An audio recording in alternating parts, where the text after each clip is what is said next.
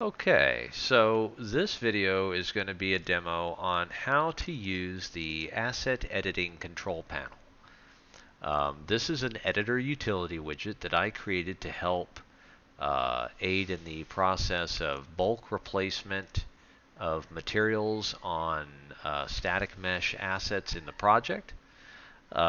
This can also swap out static mesh components on actors in your level. And yeah, so let's go ahead and open up the demo level here. Under AE Control Panel Demo, there's a Levels folder, and we're just going to open the main level Demo Walkway. All right, and in this level, we have a number of low poly static mesh actors. And if we go into wireframe here, we can see they're pretty low poly. And they've all just been kind of arranged in a hierarchy here. And this may be, similar to something that you're doing in your project, where you're blocking out a level with simple static meshes at first, and then you're gonna eventually replace those meshes with your high quality assets, right? And we can see here that these also have these white materials on them, and this is obviously not what we're going to use in our final production. Um, so once you're ready to swap these out, that's what this tool is designed to help you do. So if we just go ahead and select a few of these to start with, and I'm going to come over to the panel here, and I'm going to select an action. And the first action that we're going to do is we're going to replace these static meshes. Okay. Now, to do this, we have to find out what static meshes are currently being utilized by these actors. So to do that, we're going to ping the mesh actors, and then we're going to get a list here. And this list is this is not a list of the actor names, but rather a list of the static mesh names that are being used by these actors. Okay, so if we click on one of these actors and we look at, say, this platform here, and over here in the details panel, we can see that it is SM underscore TSB dash walkway dash platform underscore 00. Okay, so that's the static mesh that it's using, and if we browse to that mesh and open it up here, we can see that that this guy here is just your simple low poly mesh, and it's got this null material on it. Okay, so so what I want to do is I've already set up a table with replacements for all of these meshes.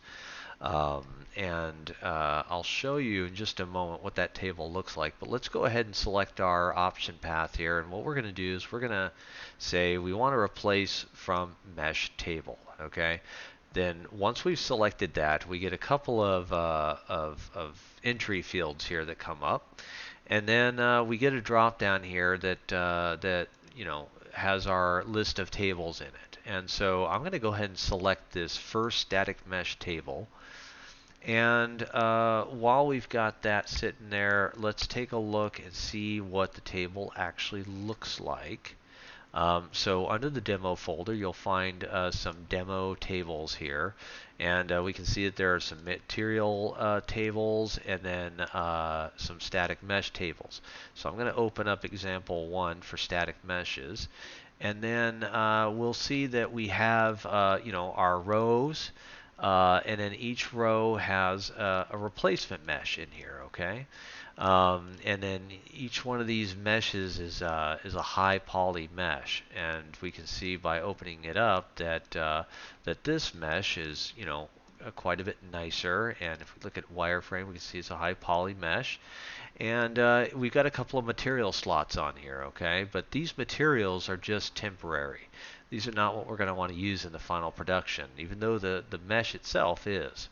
So if we close that, we can see here that that these row names reflect the names of the temporary meshes that we want to replace. Okay, so those meshes are SM underscore TSB walkway platform 00 and so on and so forth. Okay, so in the table here, I've chosen to omit the SM underscore prefix.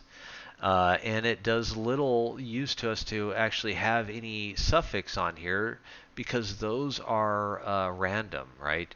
They've got a random underscore, number designation there, and we don't want that. So what we want to stick to is just kind of that core name, right, that we're dealing with. So now you could choose to put the SM underscores in here. That's not going to hurt anything at all, but I've omitted those from my data table. Now, because of that, I'm going to want to put that prefix in here.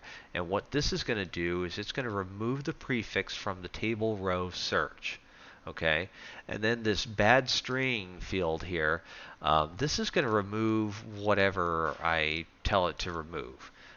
It's going to, I've got an underscore here, and then my option for removal is to remove the character plus anything that follows it.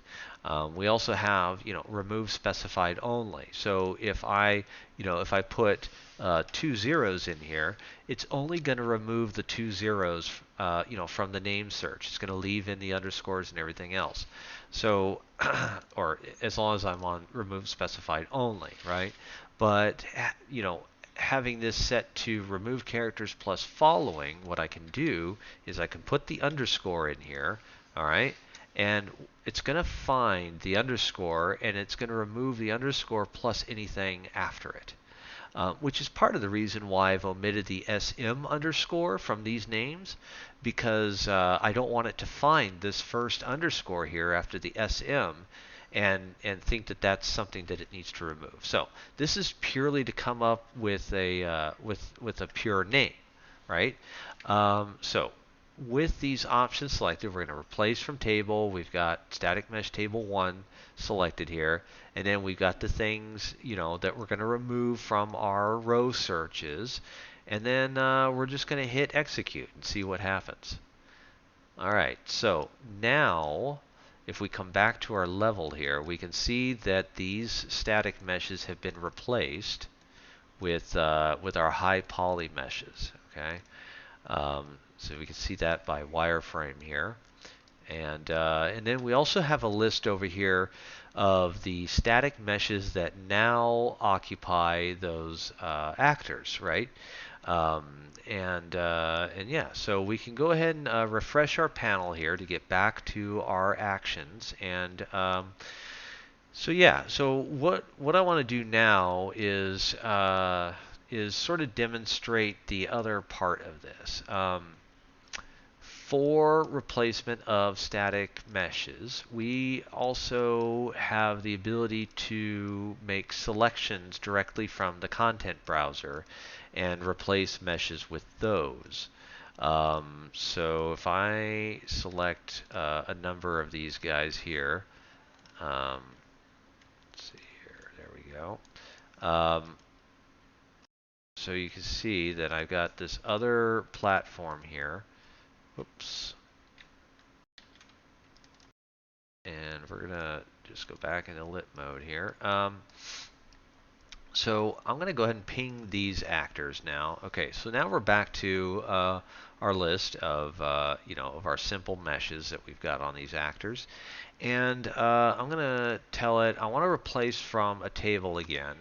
But let's say that you have an alternate set of high quality assets that you want to replace only certain things with, right? These railings, for example. Let's say I don't want the railings that I had before. I want to replace them with a different set of railings. Well, if I come over to the content browser here under high poly meshes, there's our example folder here with all the meshes that we've already replaced or used as replacements. But then I have an alternate folder here. I have this rail alt, post alt, left and right, alternate railings here. Okay, so I'm actually just going to select these. Select all 4 of those, and I'm going to click sample mesh. Okay. So now, with all of these listed here, we can actually come over to each one and drop these carets open here. So let's go down to let's find the rail post, and I'm just going to drop that caret open. and I get another set of options here. So I can actually change this one to say replace with mesh sample. All right, and now it actually it selected the first one in the list of samples that I have, which is rail alt, and that's actually not the one we want for this. We want rail post alt. Okay, and then we've got post left, so let's set that to be the rail post left alt, and then we'll do the right one here. Place with mesh sample. Okay, we're gonna put right one in there, and then our last one is going to be the rail, and we want the rail alt. Okay, so we've got all four alternate meshes here for just these particular ones that we're going to swap out here. Okay, so we can actually close these back up here. Um, and then now we're all set to run this again on this other set of meshes here. So let's go ahead and execute that. And we can see now that we have a different rail post, a different railing design, which is actually just another kind of grading here. And then and yeah, so that that allows you to do some very specific things, you know, as opposed to just one blanket method there. And then you can actually you can actually do another data table if you want. If you want to use you want to use data table 1 up here, you could actually pull from a second data table, or however many tables you have, for one particular object. So now let's go ahead and take a look at the material side of things here. So we have our example meshes here. Now these are all the high poly meshes that we've been using as replacements so far. But if we open up one of these here, we can see that that there's actually this plain sort of temporary material here, and this is our high poly mesh, but the materials are now, we need to do something about those. So what are we going to do? Well, I have another data table set up over here. So if we go to our material data table, we have a list of the materials that we know will in fact be found on these high poly assets, and we want to now do something about those. So with the name in the data table row here, you'll have a material instance slot. Okay, so then you just go and you drop in your material instances, and get those all set up. So now what we want is to actually select the assets in the content browser this time. Before we affected actors in a level, but this is actually going to be affecting your assets in your content browser. So make sure that you back these up. If you don't have some sort of source control to do that for you, that you're doing it manually, and I always recommend that you do that regularly. But just know that this is going to be running an operation on these assets. Okay, so over in the control panel, I'm actually going to go back to the action type here, and I'm going to change this to replace materials. Okay, so we also get a ping button for this, right? Because we want to know what's currently on these assets. Okay, and let's go ahead and hit that now, and now we get a list of materials here.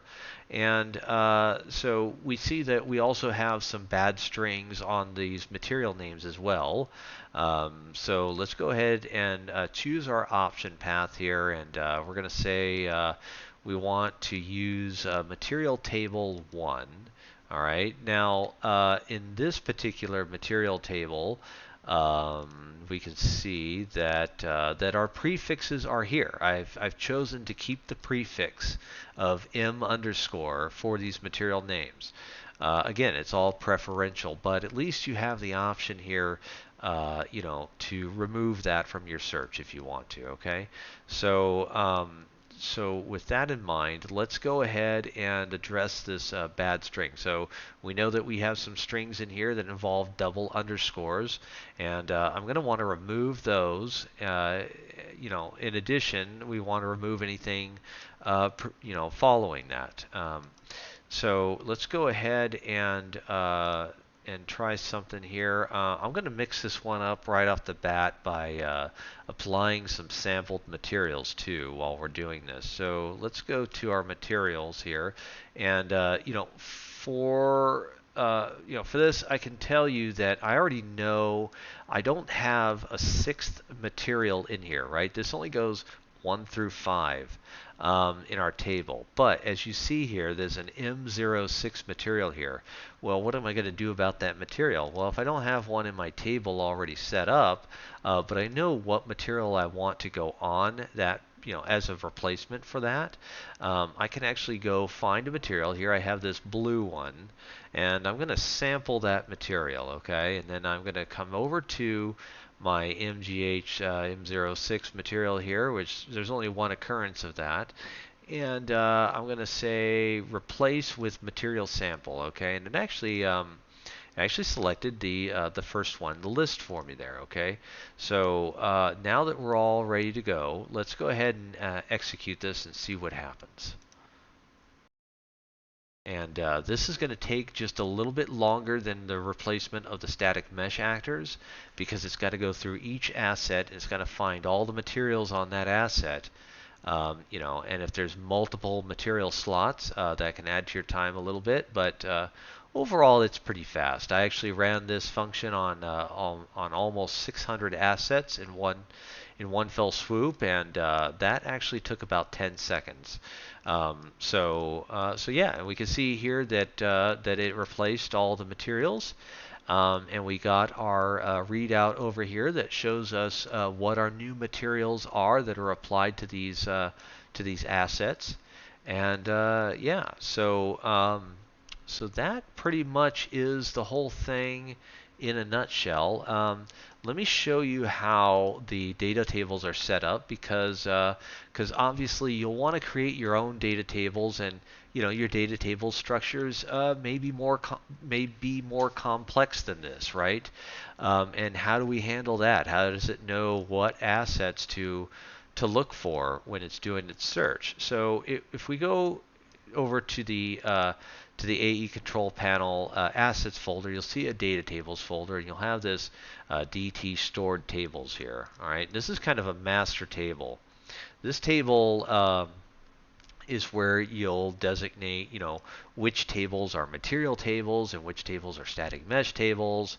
And not only that, but you see here there's this column for replacement asset column, okay? So in each one of these rows, you'll not only load your data table, but you'll also tell it, hey, this is the column in the data table that you'll want to look for the asset replacement. And in this case, in material table 1, that is, example table 1, the column that it's going to look in for the material instance is going to be replacement asset column. So let's just open up that table again and look at it real quick. See here, this column says material replacement. Material replacement. This next table here, all it says, for this is material. And if we open up that data table, we can see here that the column is called material. So why is that important? Well, your data table rows may have more complicated structures than this. And I figure you don't want to be locked into any one kind of labeling here, right? This gives you all the power. So as long as you tell the master table here what column each one of these tables is using for its replacement asset, you can use whatever structured table you want. And then the other thing that you'll do here is you'll tell it the table type. It just has to know, is it a material table or a static mesh table? And yeah, so you can have as many tables as you want in here. They can have whatever mixed up structures you want, and then you also get you can add a description here, right? So in here, I've decided to say that for the description here, excludes m underscore and mi underscore. So let's go take a look at this table. What does that mean? Well, in this data table here, there's no prefixes, right? So when I come over and let's refresh the panel here. If I ping the static meshes, oops, I don't have any static mesh actors, or I'm sorry, assets selected. I have to go back over to the folder and I have to select the assets that I want first. Let's just click OK there. Ping that once again. Here we can see that the materials have the m underscore, right? So our table that we're currently looking at, I believe that is table 3. Let's go back over here. Which table is this? Okay, table example 3, right? See here, it's just what I would call the pure name, right? There's no prefix or anything like that. So in there, I've noted, hey, I don't have any prefixes in here. So let's remove that prefix from our search, okay? Because these say m underscore. We don't want that. So let's go ahead and execute and see what it comes up with. And it should be about done here in just a second. There we go. Okay, so it replaced them, and it found them just fine because I told it, hey, when you're doing your row name search, don't look for that prefix. So yeah, and then let's see here. Oh, there's one other feature of this control panel is, you get a settings button up here, and currently the settings that are available is to enable diagnostics. Now, what this does is this allows you, let's say that you've ran this function and you didn't have a material actually get replaced, and you want to know why, or a static mesh actor didn't get swapped. You can enable some diagnostics in here, and this will help you along the way in the process of figuring out why, if it's not entirely obvious, So if I come back to the level over here and let's see, let's go grab one of these, and typically you'll want to, if you're having an issue, you want to run the diagnostic on a single asset. That way you don't get flooded with information up in the top left corner of the screen here. And just to make it a little bit more readable, let's go to wireframe so we can get a black background. And I'm actually going to let's see, hide this dome there. Okay, so now we can kind of see the space over here in the upper left-hand corner. If I grab this static mesh here and I want to ping this asset, oops, we got to be in the correct mode, of course. I want to be in replace meshes, and see here, it says initializing action replace meshes. We can ping the actors, and let's see. Let's go ahead and replace this guy from a table and hit execute. Well, first, I can already tell you we want to change this to something that we can deal with there, like 20. Okay, because you can also change the print duration here. Save that, and let's go ahead and execute. Oops. I have to tell it what to do first. I've got all kinds of little messages in here that if you miss a selection and you try to run this, it's not going to let you, and it'll tell you why. So let's go ahead and execute that. All right, so we've got some data going on up here.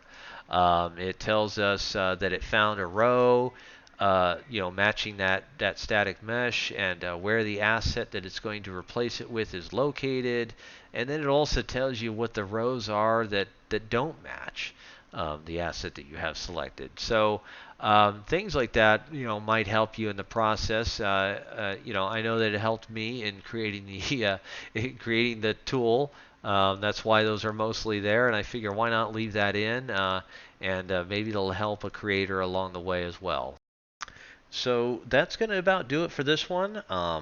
I hope that you get some good use out of this tool. Hopefully, you purchase it on the Unreal Marketplace, and I'd appreciate any feedback you might be willing to leave. So if you'd like, please leave any comments below, and I'll be sure to answer any questions anyone might have on this. And I guess I'll see you in the next one.